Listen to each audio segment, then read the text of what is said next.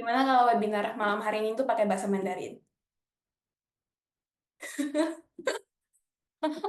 没有啦，开玩笑的。好, jadi webinar malam hari ini tuh aku tetap bakal pakai bahasa Indonesia. Kemudian untuk tema hari ini itu aku dapat dari Elhana, yaitu adalah tips mengajar bahasa Mandarin dari versi 140. Tadi pas di awal itu Elhana ada buat satu check-in, yaitu seberapa eh, ada yang masih bingung dan ada juga yang siap terjun. Boleh nggak yang mungkin udah siap terjun, boleh mungkin kasih satu emoji biar aku bisa tahu dulu kira-kira siapa saja sih yang udah siap terjun di dunia mengajar bahasa Mandarin.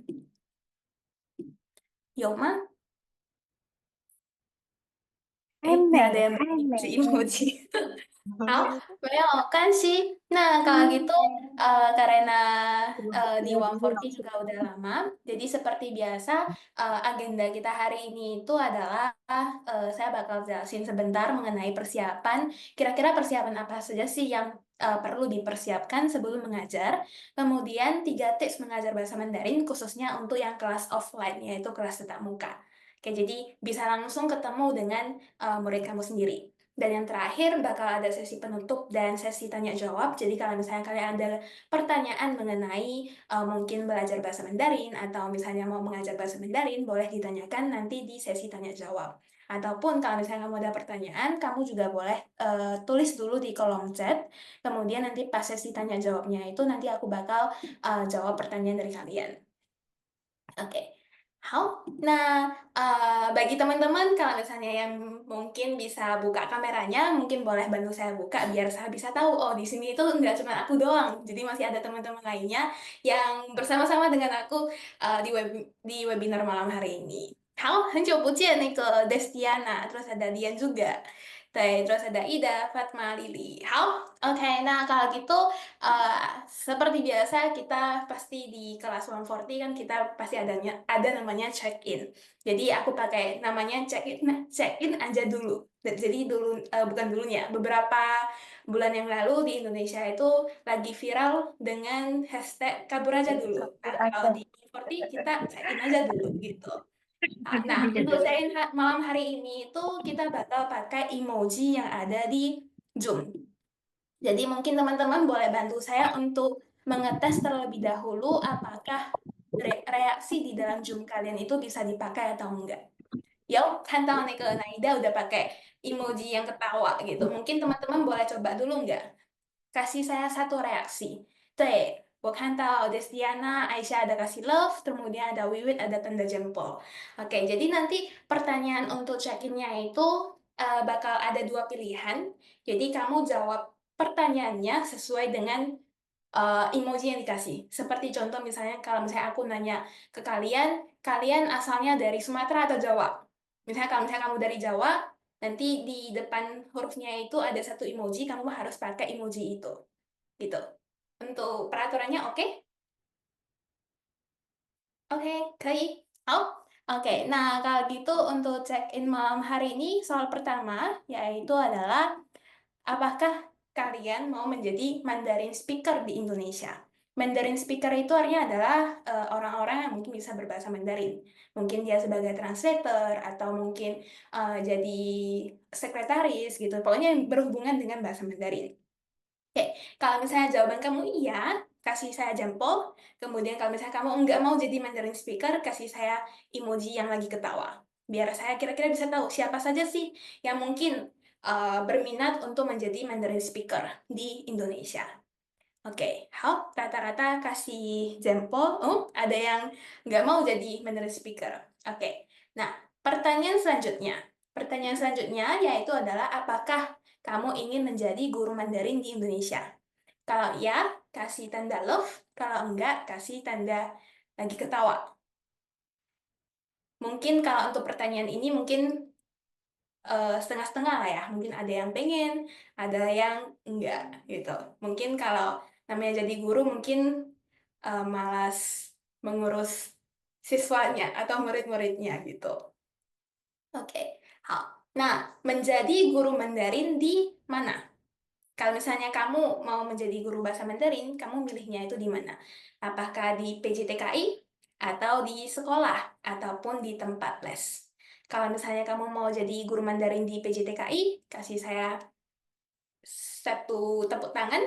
Kemudian kalau di sekolah ataupun tempat les, boleh kasih saya satu emoji yang wow gitu. Oke. How? Kemudian, menurut kalian, apakah Mandarin itu susah? Nah, pilihannya itu adalah susah sama susah pakai banget. Menurut kalian itu gimana? Mandarin itu susah atau susah pakai banget? Oke, ada yang merasa susah, ada yang merasa susah pakai banget.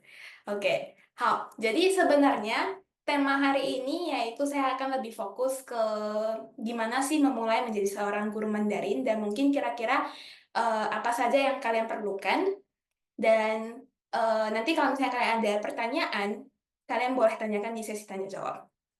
Oke, nah kalau gitu saya bakal mulai dari perkenalan diri dulu. Jadi nama saya itu adalah Colin Kristianti, kemudian saya asalnya itu dari Indonesia, Sumatera Utara, Medan. Banyak yang bilang saya nggak mirip orang Indonesia. Aku itu kayaknya, orang Taiwan ya gitu. Tapi sebenarnya aku lahir di Indonesia, kemudian pas selesai SMA, pas kuliahnya itu saya baru datang ke Taiwan. Dan background pendidikan aku itu adalah, seperti yang Elhana bilang, yaitu adalah mengajar bahasa Mandarin sebagai bahasa asing. Kayak teaching Chinese as second language, mengajar bahasa Mandarin sebagai bahasa yang kedua. Yang artinya itu adalah mengajar orang-orang yang bahasa ibunya itu bukan bahasa Mandarin. Seperti contoh misalnya orang Amerika atau orang Jepang yang mau belajar bahasa Mandarin. Nah, saya bisa mengajari mereka karena bahasa ibu mereka itu adalah bukan bahasa Mandarin. Kayak seperti contoh orang Indonesia yang mau belajar bahasa Mandarin itu juga boleh kita ajari. Ya, jadi jurusan aku itu lebih fokus ke mengajari saya bagaimana mengajarkan bahasa Mandarin ke orang-orang yang bahasa ibunya itu bukan bahasa Mandarin. Oke, dan saya itu kuliahnya itu di National Taiwan Normal University yang di NTNU yang ada di Taipei. Kemudian riwayat pekerjaan saya yaitu adalah saya pernah menjadi guru bahasa Mandarin di Kainan Daxue yang ada di Taoyuan, sama juga pernah menjadi guru Mandarin online di kelas online OCAC Taiwan dan juga pernah mengajar di Jakarta Mandarin. Ada yang pernah dengar Jakarta Mandarin nggak? Atau ada yang mungkin follow akun mereka? Nggak ada. Oke, jadi nggak apa-apa. Jadi saya pernah mengajar di Jakarta Mandarin. Selain itu, di saat yang bersamaan saya juga menjadi penerjemah bahasa Mandarin di PT SGI dalam bagian lebih ke dokumen ataupun lisan dan juga FTTC lebih ke komik, yaitu dulunya itu pernah dapat case ada komik berbahasa Indonesia yang mau ditranslate ke bahasa Mandarin. Jadi saya pernah translate komik bahasa Indonesia ke bahasa Mandarin. Oke, jadi sebenarnya kalau misalnya kamu bisa menguasai sebuah bahasa, sebenarnya itu dia pekerjaan untuk kedepannya itu nggak cuma berfokus di guru doang. Kamu bisa mendapatkan pekerjaan yang lebih banyak lagi, yaitu mungkin sebagai Mandarin speaker, yaitu mungkin sebagai penerjemah bahasa Mandarin. Oke, nah persiapan sebelum mengajar, kira-kira menurut kalian, apa saja sih yang perlu dipersiapkan sebelum mengajar? Ada yang mau berbagi jawaban kalian nggak? Atau di sini apakah ada yang pernah menjadi guru? Entah itu guru bahasa Indonesia, atau mungkin guru ngaji, atau guru bahasa Inggris, dan lain sebagainya. Ada? Yoman? Atau misalnya kalau nggak ada yang pernah menjadi guru juga nggak apa-apa, menurut kalian, terutama untuk teman-teman yang kedepannya ada pengen menjadi guru Mandarin di PJTKI atau di sekolah menurut kalian, apa saja sih yang perlu dipersiapkan sebelum mengajar? Yoma? Aku lihat Destiana udah buka mikrofon. Mau berbagi jawaban kamu? Menurut saya sih ya loh, yang paling Hmm. utama itu mentalnya dulu gitu. Baru Hmm. setelah itu menguasai pelajarannya, terus siapkan materinya, terus apa ya, selain itu juga kayaknya harus melatih skill public speaking-nya juga. Terus percaya diri itu yang paling utama loh menurut saya. Oke, jadi jawaban Destiana itu tadi yang pertama itu adalah mental. Mungkin mental menghadapi murid-murid yang nakal ya, apalagi anak zaman sekarang Gen Z mungkin agak susah diajari. Oke, atau juga mungkin yang diperlukan itu adalah skill sendiri, skill bahasa Mandarin saya sendiri itu kira-kira gimana? Iya, oke. Jadi sebenarnya jawaban Destiana itu benar, tapi menurut saya, bagi saya itu tentu saja kalau untuk menjadi seorang guru, pastinya skill kamu itu harus udah bisa, baru bisa percaya diri untuk menjadi seorang guru. Tapi sebenarnya bagi saya itu yang perlu dipersiapkan sebelum mengajar itu adalah kamu harus tahu apa saja sih kebutuhan dari murid kamu. Kenapa dia mau belajar bahasa Mandarin? Pasti setiap orang belajar bahasa Mandarin itu punya alasannya sendiri. Kayak mungkin alasannya itu adalah mungkin dia pengen ujian HSK, ujian TOCFL, dia pengen lulus. Nah, makanya dia belajar bahasa Mandarin. Atau mungkin dia kerjanya itu pengen kerja sama orang Tiongkok atau orang Taiwan, pengen ngomong bahasa Mandarin sama mereka, makanya dia belajar. Ataupun mungkin ada yang pengen kerja ke Taiwan, atau mungkin pengen kerja ke Hong Kong dan lain sebagainya, makanya dia belajar bahasa Mandarin. Jadi sebelum kamu mulai mengajar, ketika kamu udah tahu kamu bisa mengajar dan kamu ada murid, udah terima murid, maka kamu harus tanyakan terlebih dahulu apa sih kebutuhan kamu. Kenapa kamu mau belajar bahasa Mandarin? Kamu tanyakan dulu. Setelah kamu tanyakan, setelah kamu tahu kebutuhan mereka, kamu baru bisa mempersiapkan materinya untuk mereka. Oke, nah jadi sesuaikan materi belajar sesuai dengan kebutuhan murid. Level murid, setiap murid itu pasti berbeda-beda. Sama halnya seperti kalian mengikuti kelas bahasa Mandarin di 140. Murid A kemampuannya itu mungkin segini. Murid B mungkin kemampuannya segini. Nah, ketika eh, level murid itu berbeda, kamu itu mau gimana menyesuaikan pelajaran kamu kepada mereka. Jadi setiap orang itu pasti memiliki kebutuhannya mereka sendiri dan sesuaikanlah materi belajar dengan kebutuhan murid. Misalnya, hari ini ada satu orang murid yang pengen belajar bahasa Mandarin bisnis misalnya.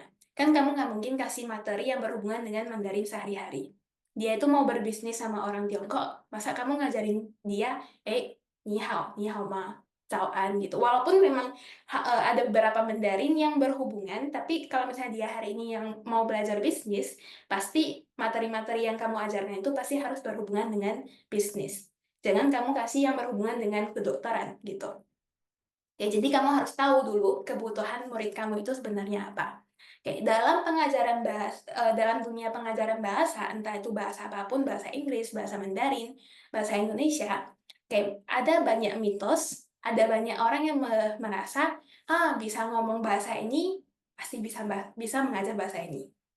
Saya bisa bahasa Mandarin, saya bisa mengajar bahasa Mandarin. Saya bisa bahasa Indonesia, pasti saya bisa mengajar bahasa Indonesia. Menurut kalian, apakah mindset kalian seperti itu? Saya orang Indonesia, saya bisa ngomong bahasa Indonesia, maka saya pasti bisa mengajar bahasa Indonesia. Nah, itu adalah mindset yang salah. Bisa ngomong belum tentu itu kamu bisa mengajar. Bisa baca belum tentu bisa mengajar juga. Bisa ngerti bahasa tersebut belum tentu bisa mengajar. Ya, jadi sebenarnya mengajar sebuah bahasa itu adalah suatu keahlian. Kayak di Taiwan itu, kalau misalnya kamu mau belajar bahasa Mandarin ya, di Taiwan itu dia ada satu jurusan khusus untuk mengajar bahasa Mandarin ke orang luar negeri. Nah, kita belajarnya itu selama 4 tahun. Jadi nggak mungkin kamu bisa ngomong aja, pasti udah bisa mengajar. Itu adalah dua hal yang berbeda. Kamu sendiri bisa, belum tentu murid kamu itu bisa. Kayak jadi mengajar bahasa itu adalah suatu keahlian. Oke, nah di sini saya bakal berbagi 3 tips mengajar bahasa Mandarin, khususnya untuk yang kelas offline. Oke, nah ini adalah tips yang menurut saya itu paling-paling dasar, jadi kalau misalnya kamu mau mulai mengajar, kamu bisa pakai cara ini terlebih dahulu. Tapi dengan syarat, murid kamu itu dia belajarnya itu bahasa Mandarin yang basic, kayak yang dasar-dasar banget gitu. Ya. Nah, yang 3 tips ini yang pertama adalah mengajar dengan benda nyata ataupun dengan gerakan kamu. Kemudian yang kedua yaitu pola kalimat sederhana dan latihan yang berulang kali. Dan yang terakhir yaitu adalah, nah ini yang paling penting menurut aku, yaitu adalah membuat murid kamu itu berbicara. Namanya kita belajar bahasa, pastinya itu kita mau ngomong. Nggak mungkin saya dengar terus, kemudian saya bisa. Itu nggak mungkin. Oke, jadi bagaimana membuat murid kamu itu berbicara. Oke. Jadi saya bakal mulai dari yang pertama, yaitu adalah mengajar dengan benda nyata ditambah dengan gerakan. Oke, nah biasanya murid itu kalau belajar lebih mudah mengingat benda yang konkret, yang artinya itu adalah dia itu langsung lihat benda itu dia lebih cepat ingat gitu. Nah, cara seperti ini itu lebih cocok untuk ketika kamu mengajarkan kata benda. Misalnya, kamu lagi ngajar buah-buahan dalam bahasa Mandarin, atau peralatan makanan dalam bahasa Mandarin, ataupun alat transportasi. Nah, itu kan bendanya itu kan bisa kelihatan gitu. Nah, itu salah satu cara kamu untuk mengajari bahasa Mandarin. Kayak seperti contoh misalnya. Nah, kamu mungkin boleh tanyakan ke murid kamu, 这是什么? Oke, ini apa? 这是什么? Kemudian kamu kasih gambarnya, yaitu 这是杯子. Nah, ketika murid kamu melihat, ini adalah gambar gelas, kemudian bahasa Mandarinnya itu 杯子. Jadi dia bisa langsung ingat gitu. Oh, 杯子itu adalah gelas. Ya, jadi boleh latihan berulang kali, 这是什么? Kemudian jawabannya, oh, 杯子. Nah, setelah itu kamu sambung lagi dengan soal yang berikutnya, yaitu 这是什么? Eh, 这是什么? 这是苹果. Oke, 这是苹果。然后继续哦，这是什么？这是垃圾桶。Oke, 这是垃圾桶. Jadi, cara seperti ini itu lebih cocok untuk mengajari kata benda. Mungkin hari ini kebetulan mau ngajar satu tema, mungkin yang mau berhubungan dengan, misalnya dengan furnitur misalnya. Nah, kamu pakai gambar kayak misalnya tong sampah atau enggak kayak sampo, sabun, sofa gitu. Itu kan bisa langsung dicari gambarnya di Google. Jadi kamu boleh langsung pakai gambar yang ada di Google, kemudian kamu kasih tahu dia, oh ini adalah misalnya, oh ini adalah sofa, ini adalah 电视, ini adalah 冷气 gitu. Jadi ketika murid kamu melihat, oh gambar ini dengan bahasa Mandarin ini, dia itu langsung bisa ingat gitu, oh gambar ini adalah ini gitu. Jadi kamu boleh pakai benda nyata. Oke. Nah, tips yang kedua yaitu adalah pakailah pola kalimat yang sederhana. Oke, ketika murid kamu itu masih dasar, dia masih belum begitu bisa bahasa Mandarin, pakailah kalimat sederhana, kemudian latihan berulang kali. Oke, kalimat sederhana ataupun frasa. Oke, biasanya bagi pemula itu pasti dia merasa takut ketika mau memulai berbicara. Sama halnya ketika kalian baru pertama kali datang ke Taiwan, kalian diminta untuk ngomong bahasa Mandarin, kalian pasti kayak takut, kayaknya bahasa aku bener nggak ya? Atau nggak kayak tata bahasa aku itu bener nggak ya? Gitu. Pasti kamu bisa merasa takut, gitu kan? Nah, dengan pola kalimat sederhana, itu bisa membantu murid kamu itu lebih berani untuk mengutarakan bahasa Mandarinnya. Oke, jadi saya ambil contoh kalimat pendek yaitu 我要. 我要 apa? Saya mau apa gitu. Jadi langsung pakai gambar misalnya, oh 我要吃饭. Oke, atau 我要喝水.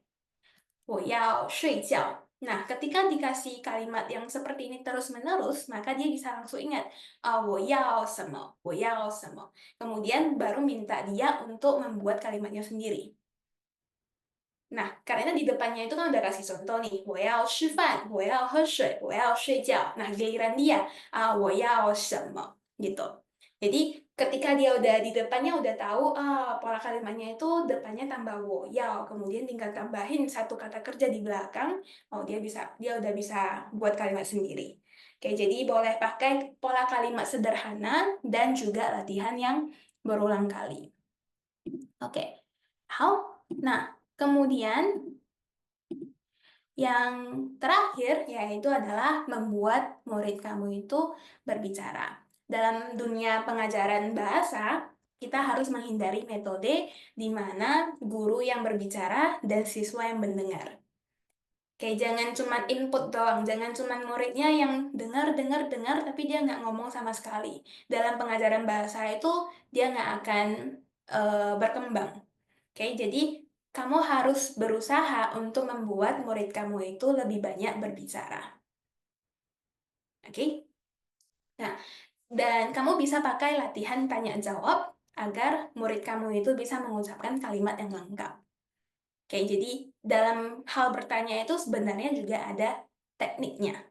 Jadi ketika kamu ngajar, misalnya kamu ngajar satu paragraf nih, kemudian kamu tanyanya itu jangan tanya yang kayak misalnya, eh, aku ambil contoh misalnya, contoh kalimatnya itu adalah ni hao, 我叫 Lily, 我住在台湾，我在工厂工作misalnya. Nah, ketika kamu mau eh, tanya pertanyaan ke murid kamu, pasti awal-awal itu pertanyaan kamu harus berhubungan dengan teks pelajarannya. Jangan langsung tanya ke dia, eh, 你住在哪里? Jangan langsung tanya ke dianya gitu, tapi harus berhubungan dengan teks pelajarannya. Jadi ketika tanya, dalam teknik bertanya, yang paling mudah itu adalah tanyakan yang yes no question, yaitu jawabannya yes atau no, ya atau tidak, kemudian baru tanyakan yang berhubungan dengan pelajaran, dan yang terakhir itu adalah open question, yaitu adalah pertanyaan yang nggak ada jawaban pastinya. Jadi ketika kamu bertanya, kamu jangan langsung tanya yang open question, jangan langsung tanya pertanyaan terbuka yang nggak ada jawaban sama sekali gitu. Oke, jadi pas kamu mau meminta murid kamu untuk menjawab, jangan sampai langsung yang terlalu susah gitu. Oke, jadi ingat dalam dunia pengajaran itu harus membuat murid kamu itu berbicara. Jangan cuma diam, diam, diam, dengar, dengar, dengar, tapi dia harus berbicara. Oke, jadi itu adalah 3 tips mengajar bahasa Mandarin, kelas tatap muka, kemudian yang kelas dasar, dan mungkin lebih ke dari versi aku, yaitu mengajar dengan benda nyata. Kalau ada gambar, kasihlah gambar. Kalau ada langsung barangnya itu juga, kalau ada itu lebih bagus. Oke, kemudian yang kedua yaitu pola kalimat sederhana dan juga latihan yang berulang kali. Dan yang terakhir yaitu adalah membuat murid kamu itu mau berbicara. Oke, nah di bagian penutup yaitu adalah mungkin masih banyak teman-teman yang mungkin di Taiwannya itu mungkin masih ada 2-3 tahun atau mungkin 5 sampai mungkin 10 tahun masih belum ada rencana pulang. Oke, tapi menurut aku yang bisa kamu lakukan sekarang, yang di mana kamu posisinya masih di Taiwan, yang bisa kamu lakukan sekarang adalah kamu boleh memikirkan terlebih dahulu apakah kamu ingin menjadikan bahasa Mandarin sebagai salah satu pilihan pekerjaan di masa depan kamu. Oke, apakah kamu itu mau menjadi Mandarin speaker atau menjadi guru Mandarin? Oke, sebenarnya menguasai suatu bahasa, kamu bisa lebih lebih ada kesempatan untuk mendapatkan pekerjaan sampingan. Kayak seperti contoh misalnya saya sekarang di 140. Kemudian saya bisa bahasa Mandarin dan bahasa Indonesia. Nah, dengan saya menguasai bahasa Mandarin dan Indonesia, di sini tuh saya bisa mendapatkan pekerjaan sampingan dan sekaligus bisa mendapatkan uang tambahan. Seperti contoh misalnya, oh mungkin saya bisa buka les online sendiri, atau enggak mungkin saya bisa kerja di salah satu tempat les yang ada di Indonesia, kemudian saya bisa mengajari mereka. Atau enggak, mungkin saya bisa membantu mentranslate dokumen dari entah siapa gitu. Jadi dengan menguasai sebuah bahasa itu sebenarnya bisa membantu kamu untuk mendapatkan pekerjaan sampingan sekaligus mendapatkan uang tambahan. Nah, hal seperti ini, pekerjaan ini tuh sebenarnya nggak harus full time. Part time itu juga bisa. Jadi kayak di 140 saya full time, kemudian part time mungkin aku ambil beberapa case yang lainnya. Oke. Kemudian yang kedua, menurut aku yang bisa kalian lakukan sekarang itu adalah meningkatkan kemampuan bahasa Mandarin kamu lagi. Oke, menurut saya itu belajar bahasa itu nggak akan merugikan kamu. Oke, justru bisa menjadi nilai tambah yang berharga untuk diri kamu sendiri. Ya, jadi latihan terus-menerus, belajarlah dari ahli, dan menurut kamu, kalau misalnya kemampuan kamu udah oke, ikutlah ujian kemampuan bahasa Mandarin. Entah itu HSK ataupun TOCFL. Oke, karena posisi kita sekarang itu ada di Taiwan, maka sekarang yang bisa kita ikut ujian itu adalah TOCFL. Tapi kalau misalnya kamu mau pulang ke Indonesia, kamu pengen mengikuti ujian kemampuan bahasa Mandarin, di Indonesia sekarang itu bisa ikut ujian HSK ataupun TOCFL. HSK itu adalah ujian kemampuan bahasa Mandarin juga, cuman bahasa Mandarinnya itu adalah Mandarin sederhana dan dilaksanakan oleh pemerintah China. Sedangkan TOCFL itu pakai kalau TOCFL di Indonesia itu ada sederhana dan ada tradisional, tapi soal ujiannya itu dari pemerintah Taiwan. Oke, jadi sebenarnya HSK sama TOCFL itu nggak ada harus milih salah satu gitu. Sebenarnya kamu sesuaikan dengan kondisi kamu sendiri. Kalau misalnya contoh, kamu ke depannya pulang ke Indonesia pengen bekerja dengan orang Taiwan misalnya. Nah, kalau misalnya mau kerja dengan orang Taiwan, maka kamu ujian TOCFL. Tapi kalau misalnya hari ini kamu mau pulang ke Indonesia, kemudian mau kerja sama orang China, maka pakailah HSK, ujian HSK. Jadi nggak harus milih salah satu. Kamu mau ujian dua-duanya juga boleh. Jadi sesuaikan dengan kondisi kamu sendiri. How? Oke, dan yang terakhir menurut aku yang di zaman sekarang yang paling penting itu adalah meningkatkan keterampilan digital kamu. Belajarlah untuk memakai HP, memakai mungkin pakai iPad atau pakai laptop dan lain sebagainya. Oke, karena di dunia sekarang itu harus bisa keterampilan digital menurut menurut saya pribadi ya. Dari mengajar pun kalau misalnya kamu kalau kemampuan bahasa Mandarin kamu udah oke, kamu juga bisa menerima eh, teaching teaching Mandarin secara online. Ya, kamu bisa mungkin boleh lama pekerjaan di tempat les yang ada di Indonesia, soalnya karena pandemi kan semuanya pada serba online ya. Jadi sekarang tempat les pun nggak cuman harus di lokasi, nggak harus di kelas langsung. Dia itu juga bisa mengajar secara online. Nah, sekarang posisi kamu di Taiwan, kamu mau mengajar online pun juga bisa. Nah, tapi sebelum mengajar online, kamu pasti harus bisa mengoperasikan HP kamu dulu ataupun laptop kamu dulu. Dengan kamu bisa keterampilan digital ini, maka kamu mau ngajar apapun juga nggak masalah. Oke, dan sekarang belajar Mandarin itu nggak cuma jadi Mandarin speaker, nggak cuma jadi guru Mandarin, tapi kamu juga bisa menjadi content creator, yaitu mungkin buat video pendek di TikTok ataupun di Instagram, kemudian mengajari bahasa Mandarin. Dan itu juga bisa membantu kamu menambah penghasilan kamu. Oke, so kalau misalnya kamu bisa meningkatkan keterampilan digital kamu, maka pasti akan berguna buat kamu. How? Nah, pas saya buat PPT ini, saya coba mencari beberapa pekerjaan yang berhubungan dengan bahasa Mandarin. Oke, jadi saya ada ke beberapa platform mencari kerja seperti kayak di Jobstreet. Saya pakai kata kunci Mandarin Speaker. Oke, ketika saya klik Mandarin Speaker, yang hasilnya itu, yang keluar itu ada 814 lowongan. Oke, ada 800 lebih lowongan pekerjaan yang berhubungan dengan bahasa Mandarin. Oke, ini yang itu dari Jobstreet, kemudian ini yang dari Indeed, saya pakai juga kata kunci yang sama, Mandarin Speaker, ada lebih dari 50 pekerjaan yang berhubungan dengan bahasa Mandarin. Dan di Locker ID sama juga saya pakai Mandarin, banyak pekerjaan yang berhubungan dengan bahasa Mandarin. Oke, jadi sebenarnya kebutuhan Mandarin speaker di Indonesia itu semakin meningkat. Oke, jadi persiapkan diri kamu terlebih dahulu sebelum pulang ke Indonesia. Apalagi kamu yang sekarang masih berada di Taiwan, bisa belajar bahasa Mandarin, belajarlah bahasa Mandarin. Karena belajar bahasa Mandarin di negaranya langsung sendiri itu lebih cepat daripada setelah kamu pulang ke Indonesia baru belajar.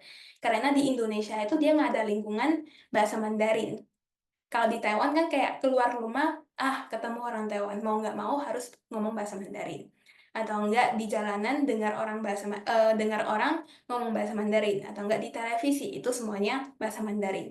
Jadi sebenarnya belajar sebuah bahasa itu perlu lingkungan. Nah, sekarang posisi kamu itu ada di Taiwan, bisa belajar, maka belajarlah. Oke, peluang itu nggak akan menunggu kamu, jadi persiapkan diri kamu secepat mungkin.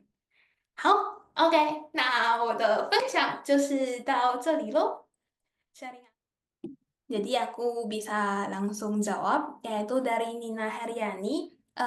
Dia tanya, kalau mau jadi guru, persyaratan lulus HSK level berapa sih? Ya, untuk menjadi guru itu sebenarnya kita nggak diminta harus lulus HSK berapa. Sebenarnya itu tergantung dengan posisi ataupun perusahaan kamu melamar. Jadi kayak misalnya dulunya itu aku melamar di Jakarta Mandarin. Nah, mereka itu syaratnya itu mereka minta HSK level 5. Oke, jadi kalau misalnya kamu mau lamar di sana, ya kamu minimal harus ada sertifikat level 5 baru melamar gitu. Jadi sebenarnya setiap tempat itu berbeda-beda sebenarnya. Dia nggak ada dari pemerintah Indonesia sendiri, dia nggak ada satu aturan, oh misalnya kalau mau jadi guru bahasa Mandarin, kamu minimal harus HSK berapa atau enggak ada sertifikat TOCFL level berapa. Itu nggak ada. Jadi semuanya itu tergantung dengan perusahaan ataupun tempat yang mau kamu lamar gitu. Apakah di Taiwan ada ujian HSK? Untuk saat ini di Taiwan tuh nggak bisa karena unsur politik, jadi ya itu di Taiwan nggak ada ujian HSK. HSK di negara lain harusnya ada, di Indonesia juga ada. Terakhir kali saya lihat HSK itu dia mau mengadakan ujian online. Jadi bisa ujian secara online, secara daring gitu, nggak harus pulang ke Indonesia baru ujian. Tapi sampai sekarang saya masih belum pasti yakin udah bisa dipakai atau enggak. Tapi dulunya itu pernah dengar kabar kalau mereka itu mau mengadakan ujiannya itu secara daring gitu. HSK 5 itu setara level berapa? HSK 5 itu setara TOCFL B1, lebih kurang B1. Oke, jadi sebenarnya dari saya pribadi, ujian TOCFL itu sebenarnya lebih susah dari HSK. TOCFL itu lebih susah dari HSK. Jadi kalau misalnya di TOCFL itu kamu bisa sampai level B, B1 atau B2, sebenarnya itu level kamu itu udah enggak, udah lumayan gitu. 已经很好了。好。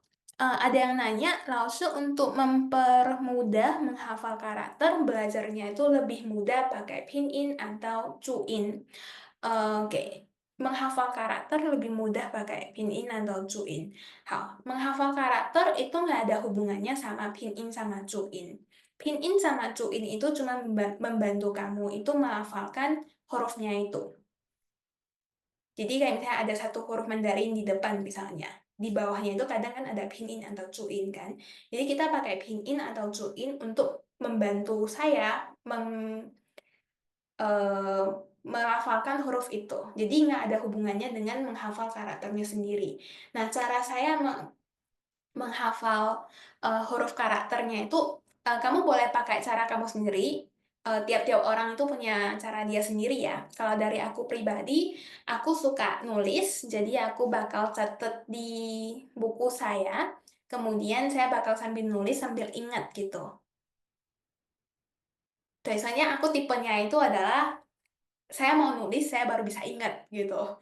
对，所以就是pas aku latihan nulis, aku bisa ingat, oh ini hurufnya apa, goresannya itu gimana, kemudian saya tulis berulang kali, oh saya udah bisa ingat di otak gitu. Oke. Atau enggak, juga bisa pakai kayak kartu kartu kosakata gitu, kamu boleh beli ataupun kayak pakai kertas yang udah nggak dipakai, kemudian kamu boleh catat sendiri gitu, kamu catat, kemudian kamu jadiin satu buku kecil gitu, kemudian kamu bawa keluar, kayak misalnya bawa nenek jalan-jalan ke taman, kemudian pas lagi istirahat bisa dibaca gitu, itu juga bisa. Atau enggak kayak pakai HP, itu juga oke, nggak masalah. Oke, pernah dengar dari seorang guru Mandarin, sertifikat HSK itu ada batas waktunya. Jika profesi seorang guru Mandarin harus ujian HSK lagi siap 2 tahun. Tuh, ya, benar. Kalau sertifikat HSK itu dia cuma bisa tahan 2 tahun. Jadi kayak misalnya kamu rencananya itu pulang ke Indonesia di tahun 2027 misalnya. Kemudian sekarang kalau kamu ujian HSK, maka itu agak susah dipakainya karena 2 tahun lagi itu kan 2027.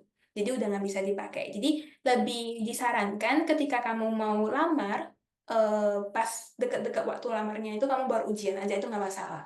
Seingat aku kayaknya Jawa HSK itu lumayan banyak kok di Indonesia.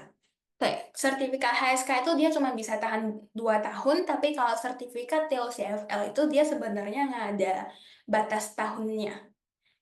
Oke, tapi tergantung juga dengan posisi yang mau kamu lamar, perusahaan yang mau kamu lamar. Kalau misalnya perusahaan kamu yang mau kamu lamar itu dia minta mungkin sertifikat bahasa Mandarin dalam waktu 3 tahun terakhir. Nah, itu kamu mau hitung sendiri apakah melewati batas atau enggak. Tapi dari sertifikat, cuma dilihat dari sertifikat TOCFL-nya sendiri, dia itu nggak ada batas waktunya. Oke. Ikut dong kalau ada ujian TOCFL. Dari ujian TOCFL sendiri, sebenarnya pemerintah Taiwan sendiri, dia 1 tahun mengadakan 10 kali ujian TOCFL-nya. Seingat aku, selain bulan 2 sama bulan 10 kalau nggak salah, dia nggak ada setiap bulannya itu dia mengadakan ujiannya. Jadi kamu boleh memilih tanggalnya dan memilih lokasi yang sesuai dengan kamu. Kalau kamu mau dari 140, kita kemungkinan di bulan 8 nanti bakal mengadakan ujian TOCFL untuk yang listening, untuk yang mendengarkan. Tuh. Sorry, kalau misalnya nanti kamu mau ikutan, kamu boleh lihat pengumuman di grup alumni lagi. Bagaimana caranya biar kita konsisten? Karena ketika kita mau naik level, kita selalu jalan di tempat. Apakah ada tips agar kita berkembang? How? Dari aku sendiri ya, kalau zaman aku sendiri itu adalah latihan terus-menerus. Karena menurut aku itu bahasa bahasa itu sebenarnya hidup. Jadi kamu perlu pakai baru bisa kamu ingat. Kalau misalnya hari ini kamu cuma belajar doang, kalau kamu nggak pakai, akan sangat cepat kamu lupa. Sama halnya seperti kayak dari kecil saya belajar bahasa Inggris, tapi pas udah dewasa aku nggak pakai sama sekali. Saya mungkin bisa ingat, oh kosakata ini artinya apa gitu. Tapi kalau misalnya aku nggak ngomong, aku juga nggak nggak gitu bisa. 对，所以就是mau latihan terus-menerus, ngomong terus-menerus sih. Atau dari Alhana sendiri ada masukan nggak? Gimana sih biar kita bisa konsisten gitu? Untuk konsistensi dari aku, goalnya jangan terlalu tinggi dulu untuk awal-awal. Jadi kalau untuk diriku tuh sehari belajar 5 kata saja sudah cukup. Karena kalau misalnya kita belajar terlalu banyak kata, misalnya belajar menulis sehari langsung, pokoknya hari ini mau 10 kata, nanti kita cepat menyerah gitu. Karena kalau misalnya lagi sibuk, lagi capek itu nggak kesampaian. Jadi untuk diriku itu 5 kali seminggu bisa menghafal 5 kata per hari aja atau cuma latihan gitu selama sehari sekali itu sudah ada pencapaian karena nanti makin lama juga ketika kita sudah belajar kata itu, begitu kita mendengar kata itu kedua kalinya, kita akan ingat, oh iya, ini udah pernah belajar, jadi lebih cepat ingat gitu. Jadi lebih baik kita apa ya, kita meluangkan waktu untuk latihan, walaupun sedikit saja, makin lama makin kerasa. Lebih penting bisa speaking dulu atau baca tulis, tapi speaking belum begitu. Hmm, oke. Eh, dari saya pribadi, eh, kalau misalnya kamu baru datang di Taiwan, baru sampai di Taiwan, mungkin baru 1-2 tahun, dari aku pribadi, saran aku pribadi itu adalah lebih pentingin speaking dulu. Soalnya baca sama tulis itu sebenarnya, apalagi tulis itu udah pasti paling belakang baru kita belajar. Karena kalau misalnya kita nggak bisa nulis pun nggak ada masalah sama pekerjaan kita. Tapi keseharian kita di Taiwan, kita pasti harus ngomong sama majikan, kita mau ngomong sama pasien yang kita jaga. Kita pasti harus ngomong bahasa Mandarin kan. Jadinya itu menurut saya speaking itu pasti yang paling penting. Oke, setelah kamu udah bisa speaking, speaking sama listening, berbicara sama mendengarkan itu kadang latihannya itu sama di saat yang bersamaan. Karena pas kamu mau ngomong, kamu pasti kan dengar pertanyaan dari orangnya itu. Jadi pas kamu dengar, Itu pasti udah latihan speaking kamu, kemudian pas kamu ngomong keluar, itu udah latihan speaking kamu. Nah, kalau untuk baca sama tulis, menurut aku itu lebih agak ke belakang. Jadi speaking dulu, speaking listening udah oke, baru ke baca, dan yang terakhir itu adalah tulis. Menurut aku kalau misalnya kamu mau belajar bahasa Mandarin ya, itu kira-kira alurnya seperti itu.